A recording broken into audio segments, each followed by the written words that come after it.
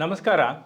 ಇವತ್ತು ಒಂದು ಯೋಗ ಸೂತ್ರದ ಅಂಶವನ್ನು ತಗೊಂಡು ಅಥವಾ ಯೋಗದ ಅಂಶವನ್ನು ತಗೊಂಡು ನಾನು ಶುಭೋದಯ ಪದ್ಯವನ್ನು ರಚಿಸಿದ್ದೀನಿ.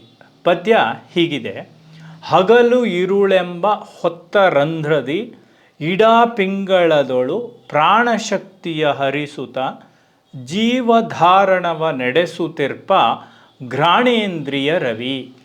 ಇಂದ್ರಿಯಗಳನ್ನು ನಾವು ರವಿಗೆ ಆರೋಪಿಸಿ ನೋಡ್ತಾ ಇದ್ದೀವಿ. ಅದರಲ್ಲಿ ಘ್ರಾಣೇಂದ್ರಿಯ ರವಿ. ಘ್ರಾಣೇಂದ್ರಿಯ ಅಂದರೆ ಮೂಗು, ವಾಸನೆಯನ್ನು ಗ್ರಹಿಸುವಂಥದ್ದು. ಅದರ ಮುಖ್ಯವಾದ ಅಂಗ ಆದಾದರೂ ಕೂಡ ಇಡೀ ಜೀವಕ್ಕೆ ಪೋಷಕವಾದ ಉಸಿರನ್ನು ಎಳೆದುಕೊಳ್ಳುವುದು, ಬೇಕಾದಂತಹ ಆಮ್ಲಜನಕವನ್ನು ಕೊಡುವುದು, ಇದು ವೈಜ್ಞಾನಿಕವಾಗಿ. ಆದರೆ ಯೋಗದಲ್ಲಿ ಪ್ರಾಣ, ಅದು ಆ ಶಕ್ತಿಯ ಮೂಲ ಏನಿದೆ, ಒಂದು ಜೀವದ ಉಳಿವಿಗೆ, ಒಂದು ಜೀವದ ಮುನ್ನಡೆಗೆ, ಜೀವಿಯ ಅಸ್ತಿತ್ವಕ್ಕೆ ಬೇಕಾದಂಥ ಪ್ರಾಣಶಕ್ತಿ, ಅದನ್ನು ಹೀರಿಕೊಳ್ಳುವ, ಅದನ್ನು ದೇಹದಲ್ಲಿ ಧರಿಸುವಂತಹ ಸಾಮರ್ಥ್ಯವನ್ನು ಈ ಒಂದು ಇಂದ್ರಿಯದ ಮೂಲಕ ಸಾಧಿಸಬಹುದು. ಅದನ್ನೇ ನಾವು ಈ ಒಂದು ಇಡಾಪಿಂಗಳ, ಇವೆರಡು ನರಗಳು, ನರದ ನಮ್ಮ ಮಧ್ಯದಲ್ಲಿ ನಮ್ಮ ಬೆನ್ನೆಲುಬಿನ ಒಂದು ಇದರಲ್ಲಿ 3 ರೀತಿಯ ಚಾನಲ್ ಇದೆ ಅಂತ ಹೇಳ್ತಾರೆ ಯೋಗದಲ್ಲಿ: ಇಡಾಪಿಂಗಳ ಮತ್ತು ಸುಷುಮ್ನ. ಇಡಾಪಿಂಗಳಗಳು ಎಡಬಲ ನಾಡಿಗಳು, ಸುಷುಮ್ನ ಮಧ್ಯದಲ್ಲಿರೋದು. ಈ ಇಡೀ ದೇಹದಲ್ಲಿ ಇರ್ತಕ್ಕಂಥ ಸೂಕ್ಷ್ಮ ಶಕ್ತಿ ಏನಿದೆ, ಪ್ರಾಣಶಕ್ತಿ ಅಥವಾ ಸೂಕ್ಷ್ಮ, ಅದನ್ನು ಮೂಲಾಧಾರದಿಂದ ಸಹಸ್ರಾರದವರೆಗೆ ಏರಿಸಿಕೊಳ್ಳುವುದು ಸಾಧಕನ ಪ್ರಯತ್ನ ಯೋಗದ ಮೂಲಕ. ಯಾವುದೇ ಯೋಗ ಆಗಲಿ, ಇದು ಆಗಲೇಬೇಕಾಗತ್ತೆ. ಶ್ರೀರಾಮಕೃಷ್ಣ ಪರಮಹಂಸರು ನನ್ನ ಆ ಒಂದು ಸಾಧನೆಯ ಕಾಲದಲ್ಲಿ ಅವ್ರು ಹೇಳೋರು, ಆ ಶಕ್ತಿ ಬೆನ್ನಿನಲ್ಲಿ ಪ್ರವಹಿಸಬೇಕಾದ್ರೆ ಭೂಮಿಯನ್ನು ನೇಗಿಲಿನಿಂದ ಉಳುವಾಗ ಸೀಳತ್ತಲ್ಲ ಭೂಮಿ, ಹಾಗೆ ನನ್ನ ಬೆನ್ನು ಮೂಳೆಯ ಕೆಳಗಿಂದ ಮೇಲೆವರೆಗೆ ಸೀಳಿದಂಥ ನೋವಾಗ್ತಾ ಇತ್ತು ಅಂತ ಹೇಳ್ತಾರೆ. ಈ ಸಾಧನೆ ಅನ್ನೋದು ಅಷ್ಟು ಸುಲಭ ಅಲ್ಲ, ಅದಕ್ಕೆ ತುಂಬ ಎಚ್ಚರಿಕೆಯಿಂದ ಮಾಡಬೇಕು. ಅದರಲ್ಲೂ ಈ ಒಂದು ಪ್ರಾಣ ನಿಯಂತ್ರಣದ ಸಾಧನೆ ಇದೆಯಲ್ಲ, ಇದು ಎಲ್ಲ ಬಗೆಯ ಯೋಗಗಳಲ್ಲಿ ಬರ್ತಕ್ಕಂಥದ್ದು. ಆಮೇಲೆ ಈ ಪ್ರಾಣಸೂತ್ರ ಅನ್ನೋದು ಎಷ್ಟು ಮುಖ್ಯ ಅನ್ನೋದಕ್ಕೆ ಒಂದು ಸಣ್ಣ ಉದಾಹರಣೆ ಹೇಳ್ತೀನಿ. ಪದ್ಯದ ವಿವರಣೆಗೆ ಮತ್ತೆ ವಾಪಸ್ ಬರ್ತೀನಿ, ಆದರೆ ಅದಕ್ಕೆ ಪೂರಕವಾಗಿ ಇವೆಲ್ಲ ವಿವರಣೆ ಬೇಕಾಗತ್ತೆ. ನೋಡಿ, ಅತ್ಯಂತ ದೀರ್ಘಾಯುಷಿಯಾದಂಥ ಆಮೆ, ಕಡಲಾಮೆ, ಅದು ಉಸಿರಾಟವನ್ನು ನೋಡಬೇಕು ನೀವು. ಉಸಿರಾಡ್ತಾ ಇದೆಯೋ ಇಲ್ಲ, ಅದು ಪ್ರಾಣ ಬಿಟ್ಬಿಟ್ಟಿದೆಯೋ ಅನ್ನೋ ಅಷ್ಟು ನಮಗೆ ಸಂದೇಹ ಬರುತ್ತೆ. ಅಷ್ಟು ನಿಧಾನಕ್ಕೆ ಅದು ಉಸಿರಾಡ್ತಾ ಇರುತ್ತೆ, ತುಂಬ ನಿಧಾನ ಅದು ಉಸಿರಾಡೋದು. ಅದೇ ಒಂದು ಮೊಲವನ್ನು ತಗೊಂಡ್ರೆ ನಾವು, ಅದರ ಎದೆ ಬಡಿತ ದಡಬಡ ದಡಬಡ ಕೇಳಿಸ್ತಾ ಇರುತ್ತೆ ಈ ಕೈಯಲ್ಲಿ ಹಿಡ್ಕೊಂಡ್ರೆ. ಅಂದರೆ ಅದಕ್ಕೆ ಅದನ್ನು ಹಿಡಿದಿಡುವ, ಪ್ರಾಣಶಕ್ತಿಯನ್ನು ಹಿಡಿದಿಡುವ, ಧಾರಣೆ ಮಾಡುವ ಸಾಮರ್ಥ್ಯ ಇರಲ್ಲ. ಆಮೇಲೆ ನಾವು ಯಾಕೆ ಯೋಗಿಗಳು ಶಾಂತ ಮನಸ್ಕರಾಗಿರಬೇಕು, ಉದ್ವೇಗಗಳಿಗೆ ಒಳಗಾಗಬಾರ್ದು, ಅರಿಷಡ್ವರ್ಗಗಳನ್ನು ಜಯಿಸಿರಬೇಕು, ಇದೆಲ್ಲ ಯಾಕೆ ಹೇಳ್ತಾರೆ ಅಂದರೆ, ಈ ಕಾಮ, ಪ್ರೇಮ, ಮೋಹ, ಕೋಪ, ಮದ, ಮಾತ್ಸರ್ಯ ಇವುಗಳು ದೇಹದಲ್ಲಿ ವ್ಯಕ್ತಗೊಳ್ಳೋದಕ್ಕೆ ಪ್ರಾರಂಭವಾದಾಗ ಉಸಿರಿನ ತಾಳಮೇಳ ಬದಲಾಗತ್ತೆ, ಶಕ್ತಿಯ ವ್ಯಯ ಜಾಸ್ತಿ ಆಗತ್ತೆ. ಒಂದು ವಾಹನದ ಸಾಮರ್ಥ್ಯ ಎಷ್ಟು ಅಂತ ನಮಗೆ ಗೊತ್ತು. ಅದಕ್ಕೆ ಸುಮ್ಮನೆ ಯಾವಾಗಲೂ ಗೇರ್ ಚೇಂಜ್ ಮಾಡಿ ಆ್ಯಕ್ಸಿಲೇಟ್ರ್ ಒತ್ತಿ ಎಲ್ಲ ಮಾಡಿದ್ರೆ ಏನಾಗುತ್ತೆ, ಬೇಗ ಪೆಟ್ರೋಲ್ ಖಾಲಿ ಆಗುತ್ತೆ. ಈ ದೇಹ ಧಾರಣೆ ಆದಾಗ ಇಲ್ಲೊಂದಷ್ಟು ಪೆಟ್ರೋಲ್ ತುಂಬಿ ಬಂದಿದೆ ಅಥವಾ ತುಂಬಿಸ್ಕೊಳ್ತೀವಿ, ಅದನ್ನು ಸರಿಯಾಗಿ ನಿರ್ವಹಿಸಬೇಕಲ್ವಾ. ಅದನ್ನು ಸೂಕ್ಷ್ಮವಾಗಿ ನಾನು ಇಲ್ಲಿ ಹೇಳ್ತಾ ಇರೋದು. ಹಗಲು ಇರುಳೆಂಬ ಹೊತ್ತ ರಂಧ್ರದಿ. ಹೊತ್ತ ರಂಧ್ರ ಅಂದರೆ ಕಾಲದ ರಂಧ್ರ ಯಾವುದು? ಹಗಲು ಮತ್ತು ಇರುಳು. ಇದನ್ನು ಎಲ್ಲ ಇಡಾಪಿಂಗಳದೊಳು ಪ್ರಾಣಶಕ್ತಿಯ ಹರಿಸುತ್ತ.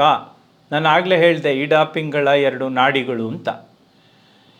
ಈ ಪ್ರಾಣಾಯಾಮದಲ್ಲಿ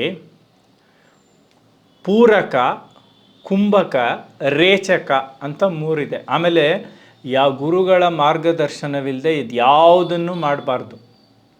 ನಾನು ಪದಗಳನ್ನು ಬಳಸೋದು ಕೂಡ ನನಗೆ ಎಷ್ಟೋ ಸಲ ಭಯ ಆಗುತ್ತೆ. ಯಾಕೆಂತಂದರೆ ಸುಮ್ಮನೆ ಏನೋ ಕೇಳಿಸ್ಕೊಂಡು ಮಾಡೋಕ್ಕೆ ಹೋಗುವಂಥ ಪ್ರಯೋಗಗಳು ಇವಲ್ಲ. ಯಾಕೆಂದರೆ ಸ್ವಲ್ಪ ಸ್ಥಿಮಿತ ಹೆಚ್ಚು ಕಡಿಮೆ ಆದರೆ ಪ್ರಾಣಶಕ್ತಿಯಲ್ಲಿ ಅದು ಮನಸ್ಸಿನ ಏರುಪೇರಾಗುತ್ತೆ. ಎಷ್ಟೋ ಜನ ಆಧ್ಯಾತ್ಮಿಕ ಸಾಧಕರು ಸರಿಯಾದ ಗುರುವಿನ ಮಾರ್ಗದರ್ಶನ ಸಿಗದೆ ಅಥವಾ ತಗೊಳ್ಳದೆ ಮಾನಸಿಕ ರೋಗಿಗಳಾದಂತಹ ಸಂದರ್ಭಗಳು ಇದೆ. ಅದರಿಂದ ಬಹಳ ಎಚ್ಚರ ಇರಬೇಕು. ಉಸಿರನ್ನು ಒಳಗೆ ಎಳೆದುಕೊಳ್ಳುವ ಒಂದು ಕ್ರಮ, ಅದನ್ನು ಹಿಡಿದಿಡುವ ಇನ್ನೊಂದು ಕ್ರಮ, ಮತ್ತು ಅದನ್ನು ಹೊರಕ್ಕೆ ಬಿಡುವುದು. ಇವು ಮೂರು ಕೂಡ ಒಂದು ಸೂತ್ರವನ್ನು ಅನುಸರಿಸಬೇಕು. ಅದನ್ನು ನಾನಿಲ್ಲಿ ಹೇಳ್ತಾ ಇದ್ದೀನಿ. ಇಡ ಪಿಂಗಳದೊಳು ಪ್ರಾಣಶಕ್ತಿಯ ಹರಿಸುತ್ತ. ಯೋಗಿಗಳೇನು ಮಾಡ್ತಾರೆ ಅಂದರೆ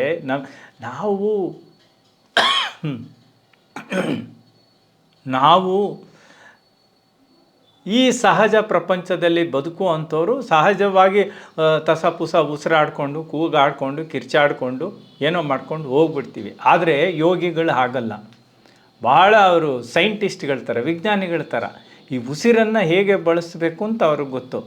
ಅವರು ಪ್ರಾಣಶಕ್ತಿಯನ್ನು ಹರಿಸ್ತಾರೆ, ಸರಿಯಾಗಿ ಹರಿಸಿ ಜೀವಧಾರಣವ ನಡೆಸುತ್ತಿರ್ಪ. ಅವರು ಕೇವಲ ಜೀವಧಾರಣ ಮಾಡಲ್ಲ, ಅವರು ಮುಕ್ತಿಪಥದ ಕಡೆಗೆ ಸಾಕ್ತಾರೆ. ಆದರೆ ರವಿಯನ್ನು ನಾನಿಲ್ಲಿ ಆರೋಪಿಸ್ತಾ ಇರೋದು, ಪ್ರತಿಯೊಂದು ಜೀವಿಗೂ ಈ ಹೊತ್ತು ಹಗಲು ಇರುಳಿನ ಮೂಲಕ ತನ್ನ ಪ್ರಾಣಶಕ್ತಿಯನ್ನು ಹರಿಸಿ ಕನಿಷ್ಠ ನಾವು ಬದುಕುವ ಮಟ್ಟಕ್ಕೆ ಇಟ್ಟಿದ್ದಾನೆ. ಆ ಇಡೋದಕ್ಕೆ ಕಾರಣವಾಗಿರ್ತಕ್ಕಂಥದ್ದು ಘ್ರಾಣೇಂದ್ರಿಯ, ಮೂಗು. ಅದರಿಂದ ನಾನು ರವಿಯನ್ನು ಇಲ್ಲಿ ಮೂಗು ಅಂದರೆ ಘ್ರಾಣೇಂದ್ರಿಯಕ್ಕೆ ಹೋಲಿಸ್ತಾ ಇದ್ದೀನಿ. ಮೂಗಿರೋದು ಮೂಗುತಿ ಧರಿಸೋಕ್ಕಲ್ಲ, ಮೂಗಿರೋದು ಅಲಂಕಾರಕ್ಕಲ್ಲ. ಮೂಗಿನಿಂದ ಮುಕ್ತಿ ಪಡಿಬೋದು. ಪುರಂದರದಾಸರು ಒಬ್ಬರೇ ಅಲ್ಲ, ಮೂಗುತಿಯಿಂದ ಮುಕ್ತಿ ಪಡೆಯೋದು ಅವ್ರದ್ದು ಒಂದು ಕತೆ, ಅದೆಲ್ಲ ಗೊತ್ತಿದೆ. ಆದರೆ ನಾನಿಲ್ಲಿ ಅವ್ರನ್ನೂ ಕೂಡ ನಾನು ಹೀಗಳಿತಾ ಇಲ್ಲ. ನಾನು ಏನು ಹೇಳ್ತಾ ಇದ್ದೀನಿ ಅಂದರೆ, ಮೂಗಿನಿಂದ ಮುಕ್ತಿಯನ್ನು ಪಡೆಯೋದಕ್ಕೆ ನಮಗೆಲ್ರಿಗೂ ಸಾಧ್ಯ ಇದೆ. ಮೂಗುತಿಯಿಂದ ಮುಕ್ತಿ ಪಡೆದ ಪುರಂದರದಾಸರು ಹೇಗೋ ಹಾಗೆ ನಾವು ಈ ಮೂಗಿನಲ್ಲಿ ಧರಿಸತಕ್ಕಂಥ ಉಸಿರು ಎಂಬುವ ಮುತ್ತಿನ ಮೂಗುತಿಯ ಮೂಲಕ ಮಹತ್ತರವಾದದನ್ನು ಸಾಧಿಸ್ಬೋದು. ಆ ಗುಟ್ಟಿ ಏನು ಅಂತ ತಿಳ್ಕೋಬೇಕಾದ್ರೆ ನಾವು ರಾಜಯೋಗವನ್ನು ಆಳವಾಗಿ ಅಧ್ಯಯನ ಮಾಡಬೇಕು. ಬರೀ ಅಧ್ಯಯನ ಸಾಲದು, ಸಾಧನೆ ಮಾಡಬೇಕು. ಸಾಧನೆ ನಾವೇ ಮಾಡಬಾರ್ದು, ಕೈ ಹಾಕಬಾರ್ದು, ಸರಿಯಾದ ಗುರುಗಳ ಮಾರ್ಗದರ್ಶನ ತಗೊಳ್ಬೇಕು. ಅದೆಲ್ಲ ಸಕಾಲದಲ್ಲಿ ಆಗುವಂಥದ್ದು. ಒಟ್ಟು ಈ ಪದ್ಯದ ಸಾರಾಂಶ ನೋಡಿ ಇಷ್ಟೆಲ್ಲ ಇದೆ. ಒಂದು ಯೋಗ ಸೂತ್ರವನ್ನು ತಲೆಯಲ್ಲಿಟ್ಕೊಂಡು ಅಥವಾ ಒಂದು ಯೋಗದ ಮಾರ್ಗವನ್ನು ಇಟ್ಕೊಂಡು ಘ್ರಾಣೇಂದ್ರಿಯ ಅದರ ಪ್ರಾಮುಖ್ಯತೆ ಏನು ಬದುಕಿನಲ್ಲಿ, ಅದೇಕೆ ನಮಗೆ ಮುಖ್ಯ ಆಗುತ್ತೆ ಅನ್ನೋದನ್ನು ಇವತ್ತು ತಮ್ಮೆಲ್ಲರ ಗಮನಕ್ಕೆ ತಂದಿದ್ದೀನಿ.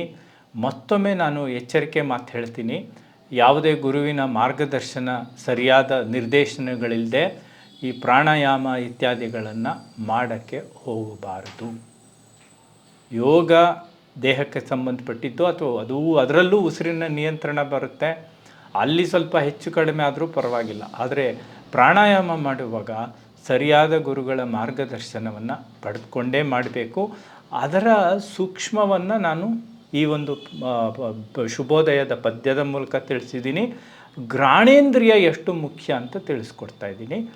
ಮತ್ತೆ ನಾಳೆ ಭೇಟಿಯಾಗೋಣ ಮತ್ತೊಂದು ಪದ್ಯದ ಜೊತೆಯಲ್ಲಿ. ಅಲ್ಲಿವರೆಗೆ ನಮಸ್ಕಾರ.